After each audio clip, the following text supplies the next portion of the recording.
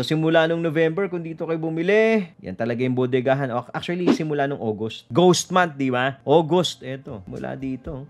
You're up already. It's already approaching resistance as well. So, this is at 626 to 664 level. Kung nagtatanong kung TP na ba, tingnan natin kung may sign of weakness na. You need to check kung may signs of weakness and also put your trailing stop na. Okay, for example, magsasuggest lang ako kung ako may hawak nitong GT cap. Let's say you're gaining. Doesn't matter kung gaano kalaki or kaliit. Okay, nakita mo maakyat. Ito po yung bin rate niya. Nakikita nyo itong previous resistance, yung bin rate.